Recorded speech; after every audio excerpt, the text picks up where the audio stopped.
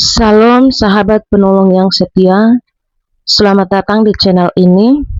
Pada video kali ini kita akan mendengarkan firman Tuhan yang disampaikan oleh Pastor Ezra Zoro dengan tema keselamatan hanya melalui Yesus. Di tengah banyaknya pandangan tentang jalan menuju keselamatan, Alkitab dengan tegas menyatakan bahwa hanya melalui Yesus Kristus manusia dapat diselamatkan dan memperoleh hidup yang kekal. Melalui khotbah ini, kita akan belajar memahami kasih karunia Allah dan pentingnya memiliki hubungan pribadi dengan Tuhan Yesus. Saksikan sampai selesai, biarkan firman Tuhan menguatkan iman kita, dan jangan lupa bagikan video ini kepada keluarga serta sahabat agar semakin banyak orang mendengarkan kabar keselamatan di dalam Kristus. Selamat mendengarkan, Tuhan Yesus memberkati.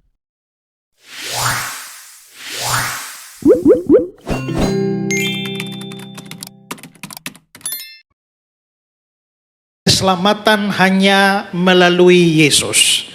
Saya mau kita baca semua sama-sama satu ayat ini, Yohanes 3 ayat 16. Kalau yang sudah hafal gak perlu lihat layar. Ya, Yohanes 3 ayat 16, 2, 3. Karena begitu besar kasih Allah akan dunia ini, sehingga ia telah mengaruniakan anaknya yang tunggal, supaya setiap orang yang percaya kepadanya tidak binasa, melainkan beroleh hidup yang kekal. Ini ayat yang sangat penting. Boleh dibilang bahwa jantung dari Injil itu ada pada ayat ini. Allah begitu mengasihi dunia ini, lalu dia mengaruniakan anaknya yang tunggal. Baru sampai situ saja sudah jadi soal ya, yaitu soal Allah kok punya anak ya. Allah tidak beranak dan tidak memperanakan. Ya, biasanya hal itu ditentang. Tapi persoalannya adalah bahwa memang saya pernah dalam satu acara debat antar lintas agama, mereka bilang Allah tidak beranak dan tidak memperanakan. Saya bilang amin.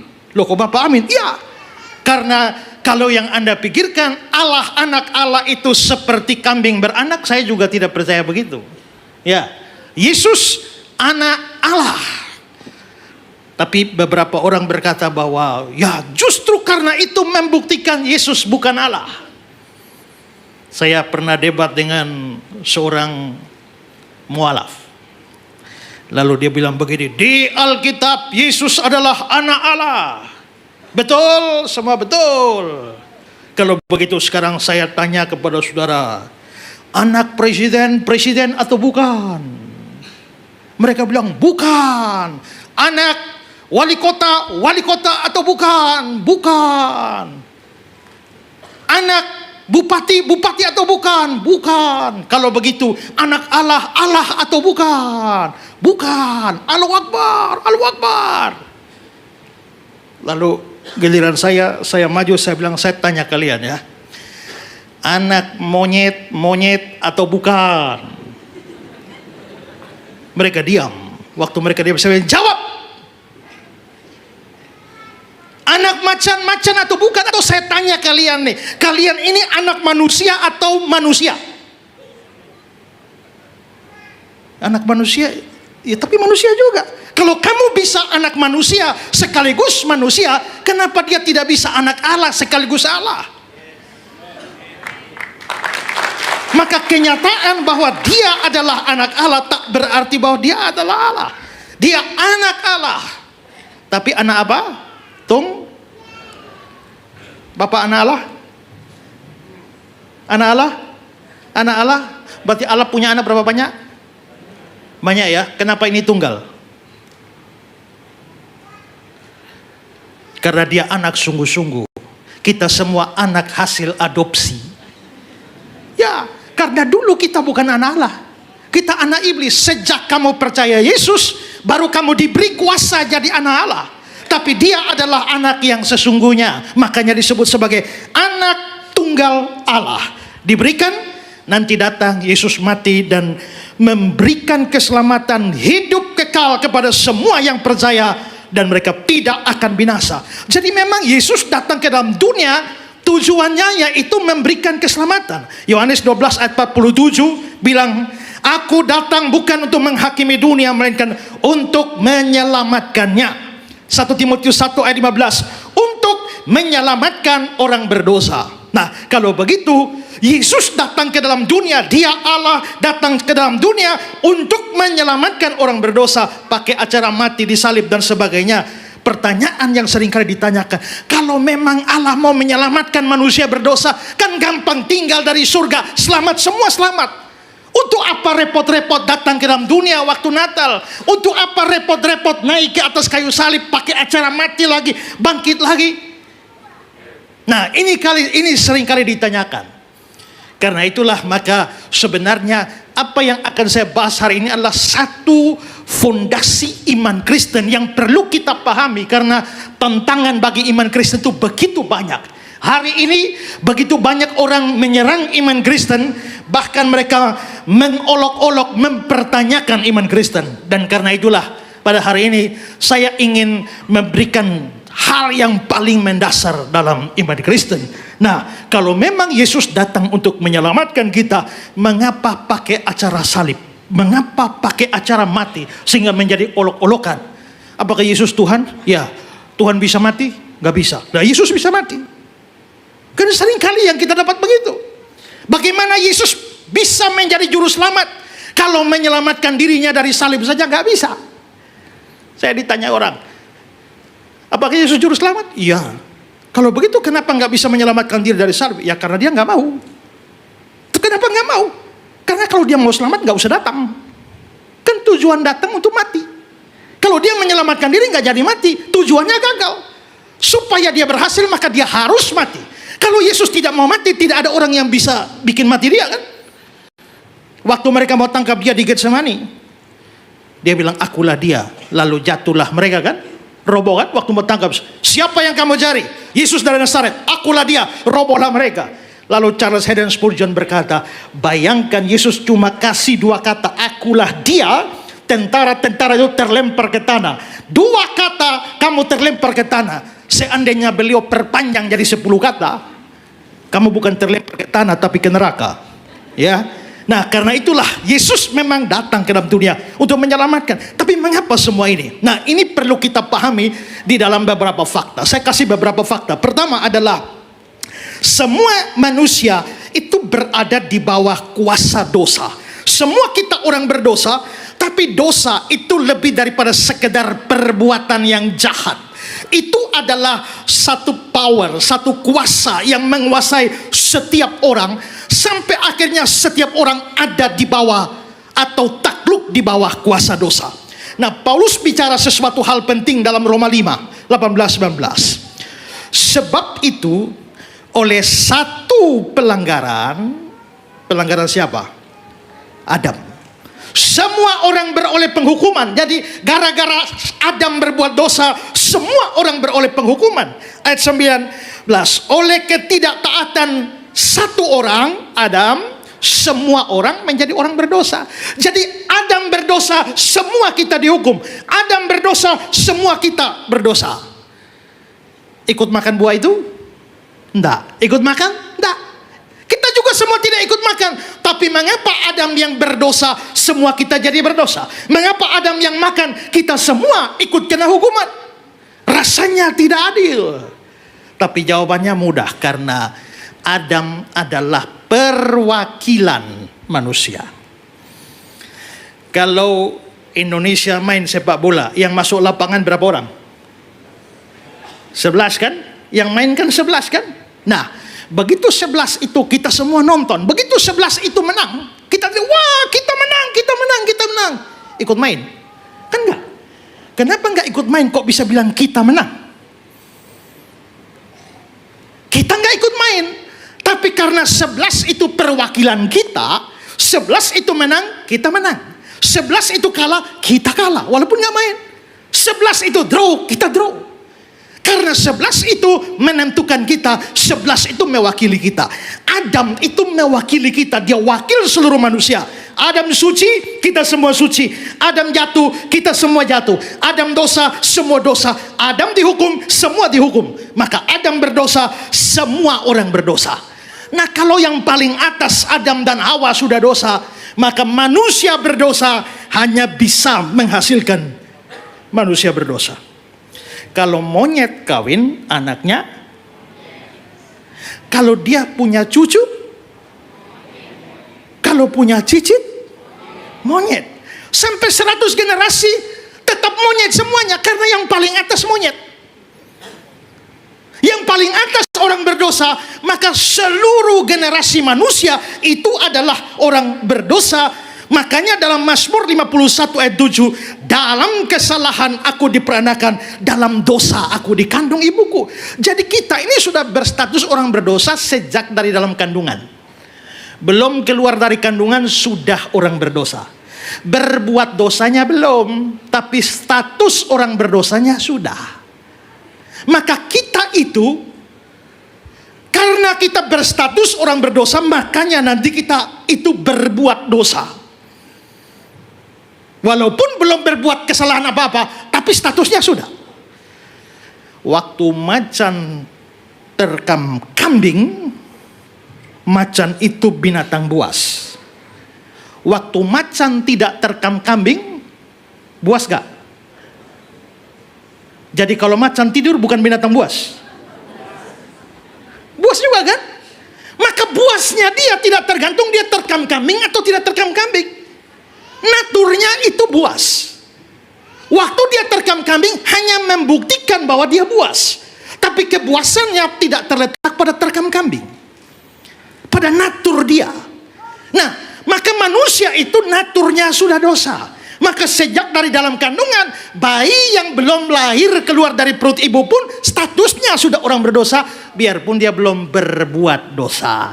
Nanti setelah keluar, mulailah dia berbuat dosa. Maka pada akhirnya Roma 3 ayat 23, semua orang telah berbuat dosa dan kehilangan kemuliaan Allah. Jadi semua manusia kita ini semuanya adalah orang berdosa. Itu pertama. Kedua adalah orang berdosa harus mengalami penghukuman Allah. Mengapa? Karena Allah itu Allah yang adil. Keadilan Allah tidak membiarkan dia meloloskan satu perbuatan dosa pun dari orang berdosa. Dia pasti akan hukum. Nahum 1 ayat 3 bilang begini, Tuhan itu panjang sabar, besar kuasanya, tapi tidak sekali-kali dia membebaskan dari hukuman orang yang bersalah. Tidak sekali-kali pun. Orang berdosa harus dihukum. Jikalau Allah tidak hukum orang berdosa, dia gagal menjadi Allah yang adil. Keadilan Allah itu diwujudkan lewat penghukuman kepada orang berdosa. Nah, kalau kita semua orang berdosa, semua kita memang harus dihukum. Tidak bisa ada yang lolos. Tapi hukuman dosa itu apa? Mulai dari kitab Kejadian, Taman Eden, dilarang makan buah itu, Kejadian 2 ayat 17. Sebab pada hari engkau memakannya, pastilah engkau mati. Jadi kapan matinya? Pada hari engkau memakannya. Jadi kalau Adam makan buah hari Rabu, matinya Rabu. Makan buah hari Sabtu, matinya Sabtu. Pada hari engkau memakannya, pastilah engkau mati. Tapi sekarang kita tanya, waktu Adam habis makan buah, langsung mati? Ternyata masih umur panjang kan? Sampai 930 tahun. Kalau begitu ayatnya salah. Kalau begitu ayatnya Tuhan bohong dengan firman ini? Tidak. Karena apa? Karena mati itu bukan hanya satu jenis. Ada 3 jenis kematian. Kematian pertama itu namanya mati rohani. Nah, apa itu mati rohani? Mati rohani itu artinya putus hubungan dengan Allah. Tidak ada hubungan dengan Allah, itu namanya mati rohani. Sekarang coba lihat Kejadian 3, 23, 24. Lalu Tuhan mengusir dia dari Taman Eden. Dia menghalau manusia itu di sebelah timur Taman Eden. Ini terjadi pada hari di mana Adam memakan buah itu. Waktu Adam memakan buah itu, Tuhan mengusir dia, Tuhan menghalau dia, maka terjadilah perpisahan antara Allah dengan manusia. Inilah kematian rohani. Makanya Yesaya pasal 59 ayat 2, yang merupakan pemisah antara kamu dan Allahmu ialah segala kejahatanmu. Maka kematian pertama, kematian rohani, putus hubungan dengan Allah. Adam waktu makan buah itu langsung terjadi hari itu mati, tapi mati rohani. Setelah mati rohani, menyusul kematian yang kedua, yaitu kematian jasmani. Kalau yang rohani putus hubungan dengan Allah, yang jasmani ini putus napas. Maka mengapa sampai manusia itu bisa mati? Ya karena dosa ini. Daya hidup manusia makin hari makin lemah. Coba kalau saudara colokkan kipas angin, kabel kipas angin, dia muter, wow, putar kencang, tiba-tiba cabut colokannya. Apakah langsung kipas angin mandek? Tek. Nah kan, masih muter. Tapi lama-lama muternya makin lemah, habis. Makanya manusia zaman dulu hidupnya ratusan tahun ya, hampir 1000 tahun. Tapi makin lama makin turun. Dan kita bisa lihat bahwa umur manusia makin pendek, dan pada satu titik dalam hidupnya dia akan mengalami kematian. Itu akibat dosa. Dunia ini telah menemukan begitu banyak obat ini, anti itu, anti ini, tapi belum ada anti mati. Maka semua kita pasti mati. Saya suka khotbah di ulang tahun, karena kalau saya khotbah di ulang tahun, saya bilang, hari ini engkau bertambah 1 umur lagi di satu sisi, tapi di sisi yang lain kamu kehilangan 1 umur. Karena kalau Tuhan tetapkan kamu mati 60 tahun, waktu kamu ulang tahun yang ke-50, stokmu sisa 10. Ulang tahun ke-51 sisa 9. 52 sisa 8. Jadi itu umur bertambah atau berkurang, tergantung lihat dari mana. Kalau lihat dari sini 50, 51, 52, tambah panjang umurnya. Tapi kalau lihat dari tahun mati, 10, 9, 8, kan tambah pendek. Tapi ada orang yang nyanyi pendek umurnya. Maka saya bilang, dengar baik-baik yang ulang tahun. Waktu kamu berulang tahun, kamu makin dekat lubang kubur. Waktu kamu ulang tahun, kamu hampir menjadi almarhum dan almarhumah. Mati. Tidak ada orang bisa menghindari yang namanya kematian. Ada orang bilang, Pak Pendeta, saya ini sebenarnya kepengen tahu saya mati di mana, supaya saya tidak pernah pergi ke situ. Saya kalau tahu saya akan mati di Jakarta, sampai kapanpun saya tidak akan ke Jakarta. Tapi kan nggak bisa. Di Irak ada satu cerita begini. Ada satu tuan yang mempunyai seorang budak. Lalu satu hari si tuan menyuruh si budak ini pergi ke pasar untuk belanja. Sampai di pasar, si budak ini tiba-tiba dia kaget. Dia lihat, ada malaikat maut. Malaikat maut melambai-lambai. Maka ketakutan, pucatlah si budak ini, karena mereka percaya kalau malaikat maut sudah melambai, hari ini kau mati. Maka si malaikat maut melambai-lambai, ketakutanlah si budak, lari pulang ke rumah, muka pucat menghadap tuannya. Tuannya tanya, hei, kenapa mukamu pucat begini? Ben, Tuan, tadi di pasar aku ketemu malaikat maut, dia melambai-lambai, itu artinya dia mau cabut nyawaku malam ini. Aku takut sekali, Tuan. Tuhan tolong aku, Tuhan tolong aku. Tolong bagaimana? Kasihkan aku seekor kuda, aku mau lari jauh dari sini. Lalu si Tuhan bilang, kalau saya kasih kamu kuda, kamu mau lari kemana? Saya mau lari ke kota paling ujung, namanya kota Samara. Akhirnya si Tuhan kasih kuda. Maka larilah dia ke kota Samara. Setelah si budak pergi, tuannya penasaran sama malaikat maut itu. Dia pergi cari itu malaikat maut di pasar. Ketemu. Malaikat, kenapa kau menakut-nakuti hambaku? Malaikat bilang, enggak. Ya tapi kau melambai-lambai kan bikin dia takut. Enggak. Saya bukan mau menakuti, saya cuma heran, mau nanya dia. Mau nanya apa? Mau nanya karena menurut yang tersurat, malam ini saya harus menjemput dia di kota Samara. Yang saya heran kenapa dia ada di sini. Jadi gua panggil dia mau nanya. Maka waktu dia lari ke Samara, dia bukan lari menjauhi kematian, lari mendekat kematian. Tidak ada orang bisa.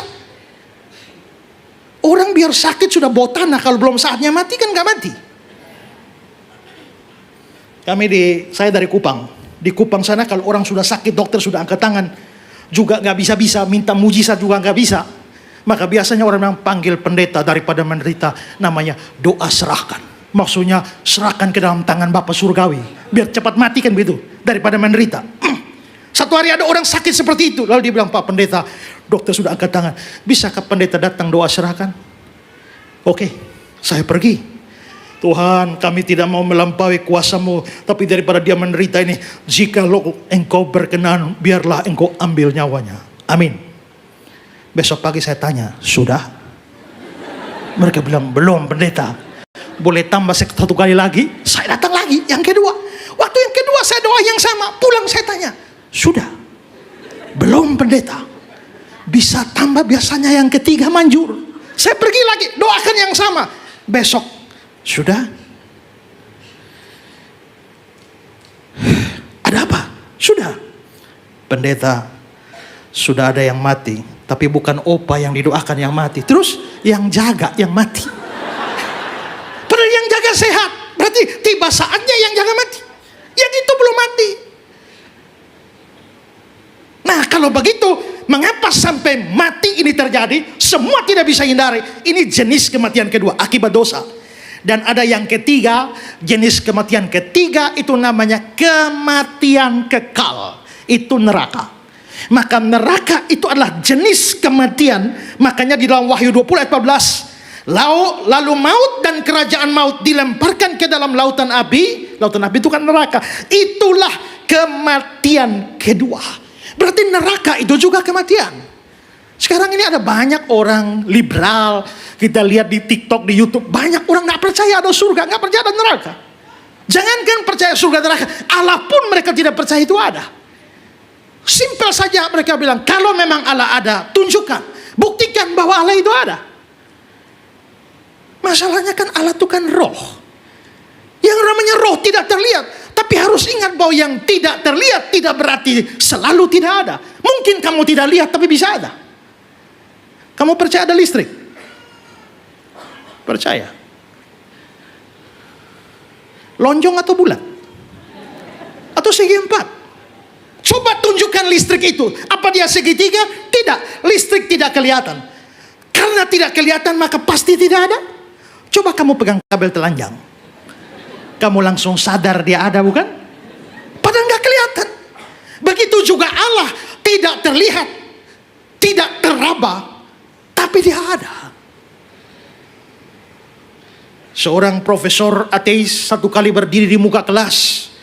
Lalu dia tanya, para mahasiswa, saya tanya kalian dua pertanyaan. Pertanyaan pertama, siapa di antara kalian pernah lihat Tuhan Allah? Angkat tangan. Gak ada yang angkat tangan. Kedua, siapa di antara kalian pernah raba Tuhan Allah? Angkat tangan. Gak ada juga.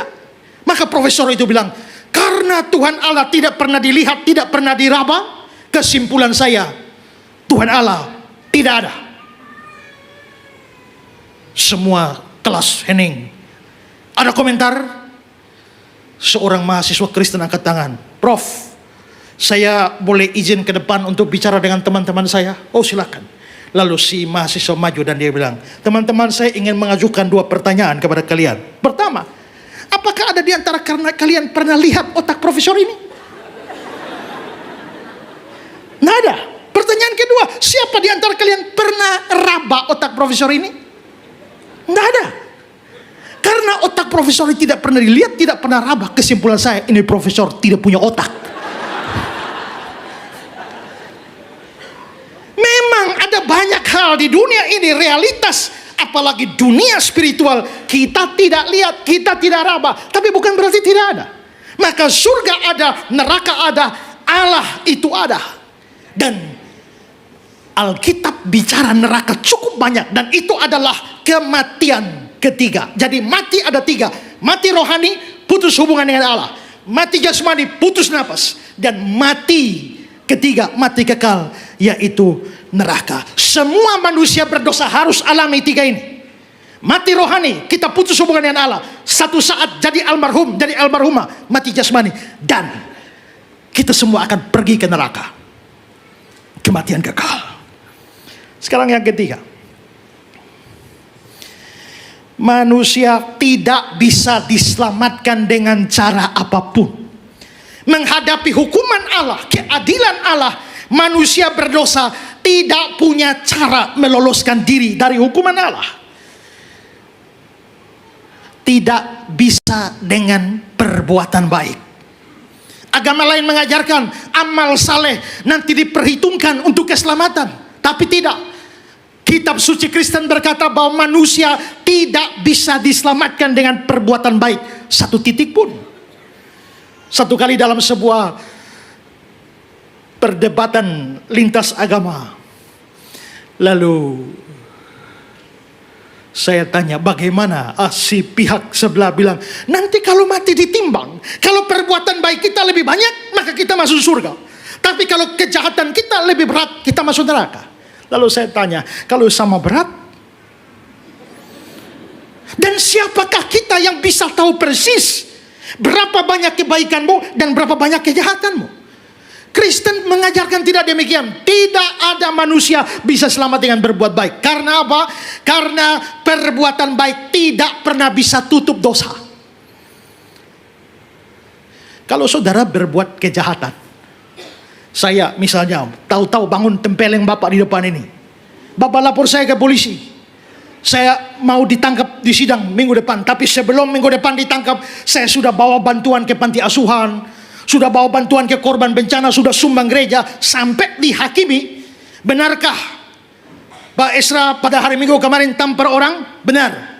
Tapi hakim mesti ingat bahwa hari Senin saya sudah bawa bantuan ke panti asuhan, saya sudah bawa bantuan ke korban bencana, sudah bantu gereja. Jadi saya benar tampar dia, tapi saya sudah berbuat baik. Saya tanya, hakim itu akan melepaskan saya? Mikir baru jawab. Hakim itu akan melepaskan saya? Tapi kan saya sudah buat baik. Apakah hakim itu melepaskan saya? Dia pasti melepaskan saya kalau dia gila. Ya kan? Kalau hakimnya waras, tidak peduli kamu berbuat baik berapa banyak, dosa tetap dosa, kesalahan tetap kesalahan. Begitu juga kita berdosa begini banyak, jangan berpikir bahwa saudara bisa tutup satu dosamu dengan berbuat baik. Nah, makanya di dalam Galatia 2 ayat yang ke-16, tidak seorang pun dibenarkan karena melakukan hukum Taurat. Tidak ada. Bahkan kalau seandainya kita berbuat baik, Yesaya 64 ayat 6 bilang, segala kesalehan kami seperti kain kotor. Kain kotor sini bukan kain pel, bukan kain lap. Terjemahan yang sebenarnya dari bahasa asli itu adalah kain pembalut wanita pada zaman dulu. Itu kain kotor yang dimaksudkan di sini. Maka segala kesalahan kita itu seperti kain pembalut. Adakah kita cukup gila mengandalkan kain kotor ini untuk bisa selamat? Nggak bisa. Kamu bisa selamat dengan berbuat baik asal kamu buat baik 100%, tidak boleh kurang satu. Karena syarat masuk neraka itu dosa satu. Kita hari ini bisa buat baik, besok enggak. Saya satu hari bawa motor, sepeda motor di jalan. Pas di jalan ada satu motor mau maju di jalan, hampir tabrakan. Cukup dekat, hampir tabrakan. Saya lihat dia, dia lihat saya. Saya tetap lihat dia, dia tetap lihat saya. Tiba-tiba dia, dan dia menghantam ludah di muka saya. Balik motor lari. Saya kejar dia dengan motor, mati kau hari ini kalau saya dapat. Tapi sementara saya kejar dia, teringatlah aku akan kata-kata Tuhan Yesus. Ampunilah dia karena dia tidak tahu apa yang dia perbuat. Saya berhenti dan berdoa, Tuhan ampunilah dia karena dia tidak tahu apa yang dia perbuat. Hari itu saya merasa seperti Yesus. 1 minggu kemudian saya dengan keluarga berlibur. Pulang sudah maghrib. Lampu-lampu belum nyala, terus ada motor dari sana pakai lampu jauh sampai saya silau, nggak bisa lihat jalan. Begitu motornya lewat, saya bilang lampu. Begitu saya bilang lampu, si motor balik kejar saya, bilang, kau bilang apa? Saya bilang lampu. Dia bilang kau mau apa? Mau apa juga? Saya lompat turun dari mobil, ambil kunci roda, dan saya menghadap orangnya. Lalu mama saya di rumah dipanggil kakak karena paling tua. Lalu waktu saya ambil kunci roda menghadap orang itu, mama saya bilang, kakak ingat, kakak itu pendeta, kakak itu persetan dengan pendeta. Baru berapa hari yang lalu saya seperti Yesus, tapi 1 minggu kemudian rusak itu. Seandainya satu dosa layak masuk neraka, saya masuk neraka itu. Siapa di antara kita yang bisa berbuat baik non-stop tanpa dosa satu? Kalau kamu bisa begitu, kamu selamat. Tapi kalau enggak, jangan pakai perbuatan baikmu. Enggak laku untuk masuk surga. Dan kedua, ingat baik-baik. Kamu tidak bisa diselamatkan dengan berhenti berdosa. Ada pemabuk, mati masuk neraka. Berhenti mabuk, kalau mati tetap masuk neraka. Ada perampok, kalau dia bertobat dan berhenti merampok, apakah mati masih masuk neraka? Tetap masuk neraka. Kenapa? Kan sudah berhenti. Karena dosa itu hutang di hadapan Allah. Dosa itu hutang. Coba lihat Matius 6 ayat 12. Ampunilah kami akan kesalahan kami. Kata kesalahan itu, bahasa asli Alkitab Perjanjian Baru adalah opelema, itu artinya hutang. Makanya versi King James Alkitab bahasa Inggris, forgive us our debts as we forgive our debtor. Ingat debts collector? Hutang. Maka dosa itu hutang. Pertanyaan sekarang adalah, bisakah hutang diselesaikan dengan berhenti hutang? Saya nggak punya uang, Bapak pinjam 100 juta. Minggu berikut 100 juta lagi. Minggu berikut 100 juta sampai 1 miliar. Lalu saya datang ke Bapak, minta marahlah si Bapak. Kamu ini minjam sudah 1 M. Lalu saya bilang, Pak jangan marah-marah dong Pak. Saya janji mulai sekarang, saya nggak pinjam lagi Pak. Selesai kan? Beres? Beres? Gak bisa. Hutang tidak bisa selesai dengan berhenti utang. Berhenti utang nomor 2. Nomor 1, bayar utang. Maka dosa tidak bisa selesai dengan berhenti berdosa. Harus ada pembayaran. Bayar pakai apa? Pakai nyawa. Karena upah dosa ialah maut. Maka itu berarti orang berdosa tidak bisa selamat hanya karena dia berhenti berdosa. Semua kita yang berdosa, begitu berhenti berdosa, kita tetap binasa semuanya. Jadi kita tidak ada cara lolos itu. Keempat, kalau memang kita nggak ada cara untuk lolos, maka bagaimana caranya supaya selamat? Dibutuhkan seorang juru selamat bagi manusia. Karena nggak ada cara. Tapi nggak sembarang orang bisa jadi juru selamat. Syarat juru selamat itu 2. Syarat pertama, dia harus manusia. Karena yang berdosa manusia. Syarat kedua, dia harus tanpa dosa. Karena kalau dia dosa, bagaimana dia menyelamatkan orang berdosa? Kalau dia sendiri berutang, bagaimana dia menyelamatkan yang berutang? Maka syarat untuk jadi juru selamat, 1 manusia, kedua tanpa dosa. Butuh seorang manusia suci tanpa dosa supaya bisa jadi juru selamat. Nah, marilah kita cari manusia suci. Dari Sabang sampai Merauke. Dapat manusia?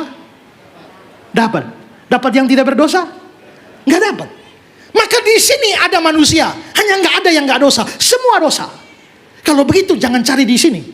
Cari di mana? Cari di surga. Di surga dapat yang tidak berdosa? Dapat. Siapa? Allah. Allah tidak berdosa. Tapi apakah dia manusia? Bukan. Maka di sini ada manusia tapi berdosa. Di sana ada yang tidak berdosa tapi bukan manusia. Maka di sini tidak ada, di sana juga tidak ada. Di sini tidak dapat orang yang memenuhi syarat jadi juru selamat. Di sana juga tidak ada juru selamat. Karena di sini ada manusia tapi berdosa. Di sana ada yang tidak berdosa tapi bukan manusia. Lah kalau begitu bagaimana Bapak? Nah itu jadi soal itu. Maka ini mengantar kita kepada poin kita yang kelima. Yesus Kristus adalah satu-satunya juru selamat yang disediakan Allah. Kenapa begitu? Begini logikanya. Kan harus manusia dan nggak boleh berdosa. Di sini kan manusia tapi dosa semua. Di sana ada yang dosa tapi bukan manusia. Lalu solusinya bagaimana? Bagaimana kalau yang tidak berdosa itu jadi manusia? Tapi dia harus tidak berhenti jadi Allah. Karena begitu dia berhenti jadi Allah, dia menjadi berdosa. Supaya dia tidak berdosa, dia harus tetap Allah. Tapi supaya dia manusia, maka dia harus lahir dari seorang manusia. Dia nggak boleh keluar dari pohon. Karena itu bukan manusia. Dia nggak bisa keluar dari batu. Itu anak batu namanya. Dia nggak bisa keluar dari laut. Itu namanya manusia jadi-jadian. dia harus sungguh-sungguh manusia, maka dia perlu lahir dari seorang manusia. Maka itulah sebabnya Bunda Maria dipakai. Maka Yesus harus lahir dari seorang manusia, Bunda Maria, supaya dia manusia. Tapi dia nggak boleh berhenti jadi Allah, supaya dia tetap suci. Maka sekarang dia lahir sebagai manusia, tapi dia tetap Allah, maka dia suci. Maka di sini ada manusia suci tanpa dosa. Itulah sebabnya Natal perlu terjadi. Itu Natal perlu terjadi. Maka peristiwa Natal itu menghadirkan seorang manusia tanpa dosa di dalam dunia ini. Ibrani 2:14-15. Dia juga menjadi sama dengan mereka dan mendapat bagian dalam keadaan mereka. Dia sungguh-sungguh manusia. Tapi Ibrani 7:26 bilang, dia saleh, tanpa salah, tanpa noda, terpisah dari orang berdosa. Kalau begitu, Yesus itu manusia suci, maka juru selamat sudah ada. Juru selamat kerjanya apa? Bayar hutang kita. Hutangnya ada berapa? 3. Mati rohani, mati jasmani, mati neraka. Sekarang mari kita lihat, kapan Yesus membayar kematian rohani, terpisah dari Allah. Waktu dia di kayu salib. Eli, Eli lama sabachthani. Ya Allahku, mengapa engkau meninggalkan aku? Maka ada perpisahan yang terjadi di atas kayu salib. Dan dia berteriak sedemikian rupa. Dia sedang menanggung hukuman kematian rohani, yaitu perpisahan. Setelah itu kematian kedua, kematian jasmani. Ya Bapa, ke dalam tanganmu kuserahkan nyawaku. Kedua selesai. Lalu yang ketiga, kematian neraka. Kapan Yesus ke neraka? Dia nggak pernah pergi ke neraka. Karena waktu dia mati, dia bilang, ke dalam tanganmu kuserahkan rohku. Rohnya pergi ke Bapa di surga. Lalu kapan dia mengalami kematian kekal atau neraka itu? John Calvin berkata, dia mengalami neraka bukan dengan turun ke neraka, tapi neraka diambil dan ditanggungkan kepadanya di atas kayu salib. Yang itu di dalam pengakuan iman Razuli gereja purba itu dikatakan turun ke dalam kerajaan maut, turun ke dalam neraka. Nah, maka Yesus menanggung semuanya. Sekarang kematian rohani beres, kematian jasmani beres, kematian neraka beres. Dia tanggung semuanya. Makanya Yesaya 53, penyakit kitalah yang ditanggungnya. Dia diremukan oleh karena kejahatan kita. Tuhan menimpakan kejahatan kepada kita, kepadanya, kita sekalian. Nah, dalam hubungan dengan hutang, dia akan datang untuk bayar hutang. 3 ini, rohani, jasmani, dan neraka. Maka selesai di atas kayu salib, dia bilang apa? Yohanes 19 ayat 30. Sudah selesai. Tetelestai. Kolose 2, 13-14. Dia mengampuni segala pelanggaran kita dengan menghapuskan surat hutang. Maka hutang dosa itu dibayar lunas di atas kayu salib. Ya. Nah, sekarang saudara, kalau tadi saya hutang sama Bapak 100 miliar, ya, saya nggak bisa bayar. Saya butuh juru selamat. Maka datanglah Bapak jadi juru selamat. Saya utang berapa? 1 miliar. Lalu Bapak bayarkan 900 juta. Saya masih takut? Utang 1 miliar, juru selamat saya bayar 900 juta. Masih takut? Kenapa? Karena kurang 100 juta. Saya masih menghindar Bapak. Karena belum lunas. Belum selesai. Tapi kalau saya utang 1 miliar dan juru selamat saya datang, ya cash 1 miliar, sudah selesai. Saya masih takut? Bolehkah Bapak menagih lagi pada saya setelah selesai? Kalau Bapak tagih lagi, Bapak kurang ajar. Ya kan? Dan Yesus sudah bayar semua, sudah selesai. Itulah sebabnya kenapa orang Kristen, salah satu beda orang Kristen dengan agama lain adalah kepastian keselamatan. Kita pasti selamat bukan karena kita orang baik, bukan karena kita orang saleh, tapi karena kita mengandalkan juru selamat. April kemarin saya debat sama Don Ditan di mana nih, Surabaya ini ya. Ya, tentang Yesaya 53. ada Islam banyak di sana. Dan saya pakai kesempatan menginjil, saya bilang, kalian semua ini pemberontak, sama dengan saya. Kalian orang berdosa, sama dengan saya. Bedanya saya punya juru selamat, kalian tidak punya. Bagaimanapun dosa tetap dihukum.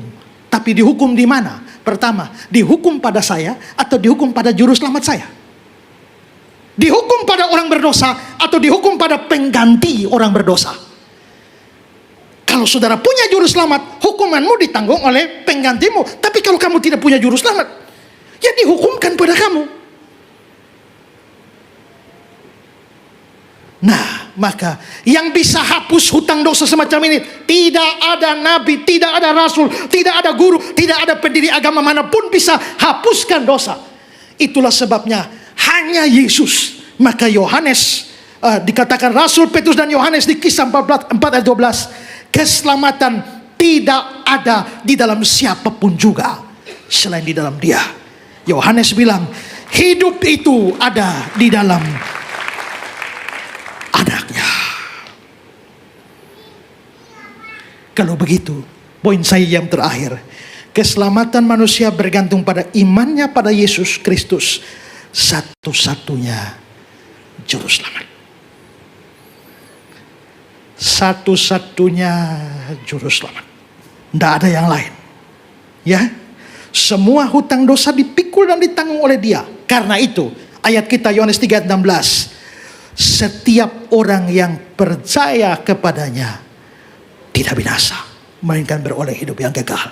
Yang tidak percaya, binasa. Maka semua orang yang tidak percaya binasa, termasuk di dalam gereja tapi tidak percaya.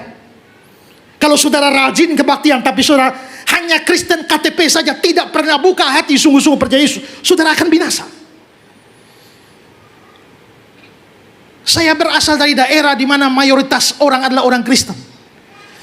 Dan saya terus beritakan Injil pada mereka karena banyak orang rajin kebaktian. Tapi mereka sebenarnya tidak pernah percaya Kristus. Bahkan lebih jahat dari itu. Bahkan orang Kristen bisa mempunyai hidup dengan kuasa gelap. Itu ada. Saya pernah pelayanan di satu tempat. Lalu pendetanya cerita sama saya, Pak Esra, saya punya satu majelis jago. Jago apa? Oh, pokoknya hebat, punya piaraan banyak, punya istri banyak. Bukan. Terus apa? Dia punya peliharaan setan-setan yang banyak. Tapi dia baik, Pak. Maksudnya baik bagaimana? Satu hari mereka punya tanah di atas gunung, mau bangun gereja di sana. Itu trek tidak bisa naik ke sana, turunkan material. Maka batu, kayu, pasir, semen di bawah. Pendeta kasih pengumuman, jemaat besok kita kerja bakti, angkat batu kayu naik di atas. Lalu dia bilang, pendeta, jemaat tidak usah kerja, serahkan pada saya. Malamnya dia kerahkan setan-setan, angkat batu kayu, pasir, semen semua, naik. Besok pagi sudah naik. Wow, saya baru tahu ada setan mendukung pembangunan gereja. Lalu satu kali ada acara di mana dibutuhkan tutup jalan, tapi polisi izin, polisi tidak izinkan. Lalu dia bilang, pendeta jangan khawatir, pasang tenda, kurang 1 jam ibadah, dia bawa kapur, dia garis set, dasi set, kebaktian jalan. Tidak ada motor mobil bisa lewat garis itu. Kena garis itu, mesin mati. Kebaktian berjalan. Selesai kebaktian berjalan, beliau hapus itu kapur, semua mesin pada hidup. Tadi saya heran, ada setan dukung pembangunan gereja. Sekarang setan dukung pelayanan. Dukung pelayanan semacam itu. Tapi ini pasti bukan Kristen sejati. Dulu waktu Yahya Waloni hina-hina iman Kristen di media sosial, lalu ada satu orang dari kampung Alor sana, dia bilang, pendeta, saya sangat sakit hati, dia menghina Yesus kita, dia menghina agama kita. Kalau pendeta izinkan, serahkan sama saya 2 hari almarhum. Memangnya mau apa? Kita serang dia, Bapak. Serangan udara. Maksudnya dia yang kuasa gelap. Dia saking cinta Yesus dan membela agama, dia mau hajar orang dengan kuasa gelap. Bagaimana orang seperti itu cinta Yesus? Tapi begitu, dia pasti bukan Kristen sungguh-sungguh. Ada banyak orang Kristen KTP saja ada di dalam gereja. Saudara pikir baik-baik, selama saudara jadi Kristen, pernah ada momen saudara buka hati, terima Yesus atau tidak, sebagai juru selamat? Kalau tidak, kamu tidak bisa diselamatkan. Tapi kalau ya, kamu tidak binasa, melainkan beroleh hidup yang kekal. Kalau begitu, semua harus sungguh-sungguh percaya Yesus. Tapi pesan saya kedua, jangan pernah lepaskan Yesus demi alasan apapun. Lebih keras lagi, jangan jadi mualaf. Yang perempuan-perempuan yang lagi pacaran dengan Ahmad atau Abdullah, putuskan dia sekarang.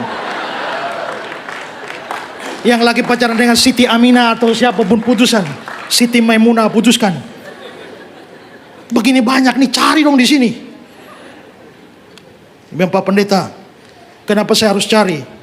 Waktu Adam saja Tuhan cipta Adam, tiba-tiba Adam ditidurkan, buka mata, langsung ada Hawa. Ngapain saya cari? Ya, lu tidak tahu bahwa zaman dulu Adam tidak punya saingan. Ya, jangan pernah lepaskan Yesus. Ada orang inbox saya, pendeta, masuk Islam. Saya bilang, enggak. Kenapa? Masakan ku buang emas ini dan ku ganti dengan seng. Hari ini saya beritakan tentang Yesus kepadamu. Saya tutup ini. Seorang anak kecil datang kepada seorang profesor. Dia bawa jangkrik di tangannya yang hidup. Lalu dia bilang, profesor, coba tebak. Ini hidup atau mati? Jangkrik ini. Dia mikir, kalau profesor ini bilang hidup, maka dia remas jangkriknya. Wah, mati. Tapi kalau profesor bilang mati, dia tinggal buka. Wah, hidup. Jadi kayaknya profesor mau pilih manapun salah. Setelah itu, dia bilang, Prof, ini hidup atau mati? Profnya, nah.